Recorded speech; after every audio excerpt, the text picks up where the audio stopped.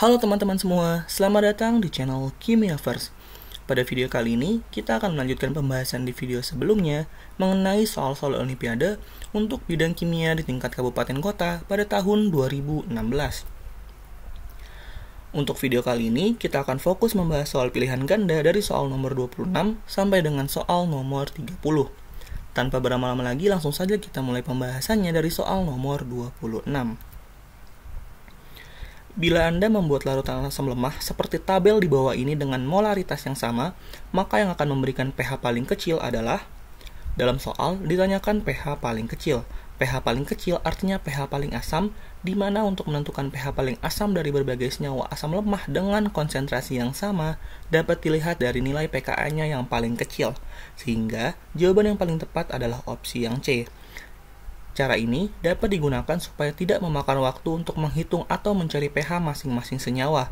Tetapi untuk yang masih bingung bagaimana konsep ini bisa terjadi, berikut merupakan pembuktian konsepnya. Untuk pembuktiannya, terdapat dua senyawa, yaitu senyawa X dan juga senyawa Y, di mana keduanya memiliki konsentrasi yang sama, tetapi memiliki pKa yang berbeda. Untuk senyawa X memiliki Ka sebesar 10 pangkat min 3 yang didapat dari nilai pKa sebesar 3, sehingga ketika kita mencari nilai konsentrasi H plus asam lemah dari senyawa X didapatkan nilai 10 pangkat min 1,5. Dengan demikian, pH senyawa X sebesar 1,5. Lalu jika kita mencari nilai pH untuk senyawa Y, didapatkan nilai konsentrasi H plusnya sebesar 10 pangkat min 2 karena memiliki nilai Ka sebesar 10 pangkat min 4 dari informasi pKa senyawa Y sebesar 4. Dengan demikian, senyawa Y memiliki pH sebesar 2. Dari dua percobaan ini, kita bisa menarik kesimpulan, yaitu semakin kecil nilai pKa, maka akan semakin kecil juga nilai pH yang dihasilkan, atau semakin asam senyawa tersebut. Dengan demikian, jawaban yang paling tepat adalah opsi yang C. Lalu kita masuk ke soal selanjutnya, yaitu soal nomor 27. Apa nama dari senyawa alkena berikut sesuai dengan aturan IUPAC? Untuk menjawab soal ini, kita perlu tahu terlebih dahulu prioritas gugus fungsi untuk menentukan penomoran. Ada dua gugus fungsi, yaitu alkohol dan alkena. Alkohol lebih prioritas dibandingkan alkena, sehingga penomoran diprioritaskan dari gugus alkohol. Selain itu, dalam soal terdapat dua versi penamaan alkena, yaitu sistem cis-trans dengan sistem ZE. Sistem cis-trans berlaku jika ada minimal dua gugus yang sama, sedangkan sistem ZE berlaku ketika semua gugusnya berbeda. Oleh sebab itu, sistem yang cocok untuk penamaan struktur pada gambar yaitu menggunakan sistem ZE karena semua gugus yang terikat pada gugus alkena berbeda semua. Dengan demikian, tersisa dua opsi yaitu opsi D dan juga opsi E karena menggunakan sistem ZE. Selain itu, sistem penomorannya juga berasal dari gugus alkohol yang dapat dilihat dari penomoran gugus alkohol berada di nomor 1. Untuk opsi A sampai C salah karena menggunakan sistem penamaan cis-trans dan gugus alkoholnya ada di posisi nomor 3. Jika suatu alkena memiliki sistem Z, maka gugus prioritas tertinggi dari 2C alkena berada di sisi yang sama. Sedangkan jika alkena memiliki sistem E, maka gugus prioritas tertinggi dari 2C alkena berada di sisi yang berlawanan. Penentuan prioritas gugus dapat dilihat dari unsur suatu gugus yang berikatan langsung dengan C alkena. Pada soal, C alkena sebelah kiri memiliki dua gugus yaitu CH3 dengan gugus H. Sedangkan unsur yang terikat langsung dengan C alkena yaitu unsur C yang berasal dari gugus CH3 dengan unsur H. Karena unsur C memiliki AR atau massa lebih tinggi dibandingkan dengan H, maka gugus CH3 lebih prioritas dibandingkan dengan gugus H. Sedangkan pada C alkena di sebelah kanan juga memiliki dua gugus yaitu CH2CH2OH dengan gugus CH3 dua kali.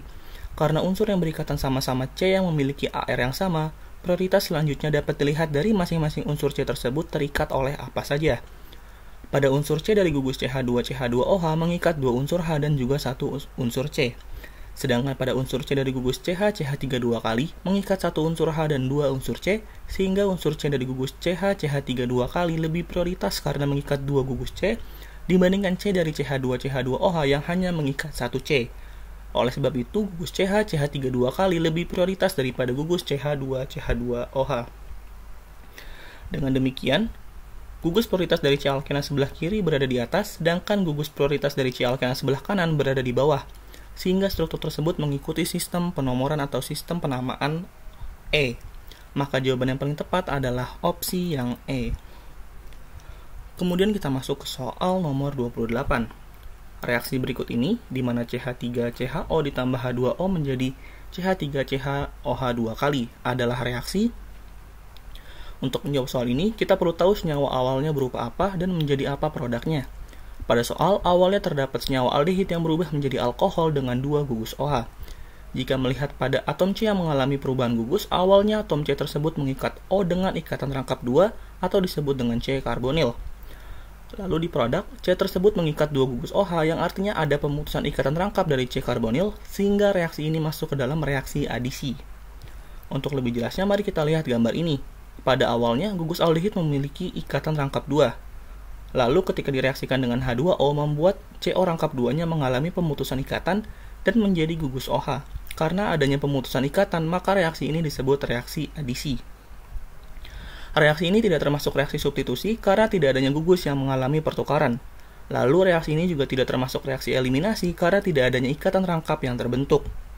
Kemudian bukan termasuk reaksi esterifikasi karena produk akhirnya bukan berupa senyawa ester. Selanjutnya reaksi ini bukan termasuk reaksi kondensasi karena tidak ada ikatan CC baru yang terbentuk. Dengan demikian, jawaban yang paling tepat adalah opsi E atau reaksi adisi. Kemudian kita masuk ke soal nomor 29. Dalam kimia organik, kestabilan suatu senyawa sangat ditentukan oleh adanya substituen. Dari keempat isomer berikut, urutan kestabilan dari yang paling tidak stabil sampai yang paling stabil adalah. Untuk menjawab soal ini, kita perlu mengetahui apa itu posisi ekuatorial dan posisi aksial. Posisi ekuatorial berada di atas dan di bawah bidang cincin, sejajar dengan sumbu simetri cincin. Posisi ekuatorial berada di sekitar bidang cincin seperti pada posisi ekuator. Untuk lebih jelasnya bisa dilihat dari gambar berikut.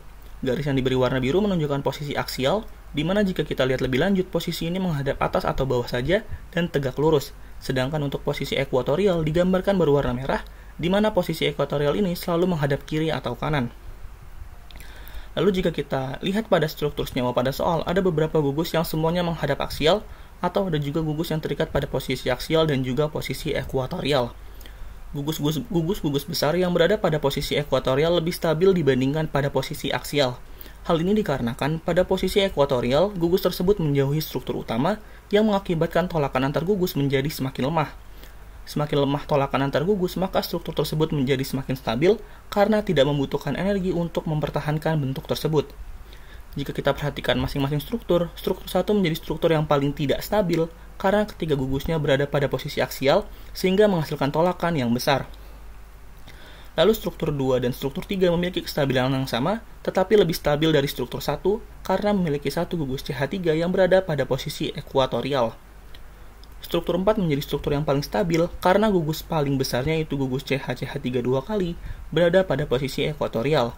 Ditambah ada satu gugus CH3 yang juga berada pada posisi ekuatorial sehingga menghasilkan tolakan yang paling minim dibandingkan 3 struktur lainnya.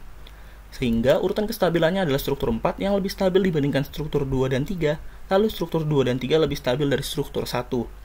Dengan demikian, jawaban yang paling tepat adalah opsi yang C. Kemudian kita masuk ke soal pilihan ganda terakhir, yaitu soal nomor 30.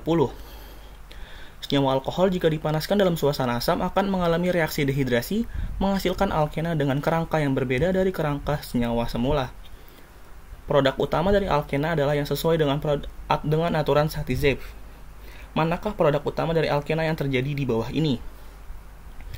Aturan ini adalah aturan di mana alkena yang lebih tersubstitusi akan menjadi produk utamanya.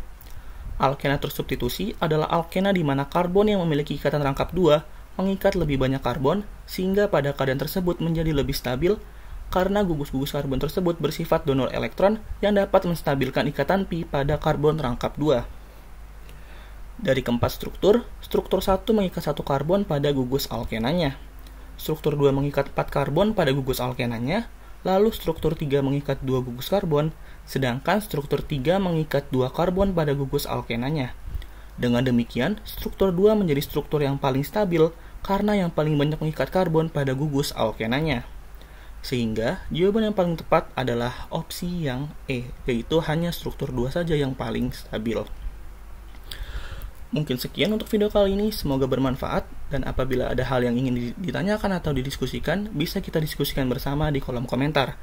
Jangan lupa juga untuk melihat video-video lainnya terkait pembahasan OSK Kimia. Sampai jumpa di video selanjutnya. Terima kasih.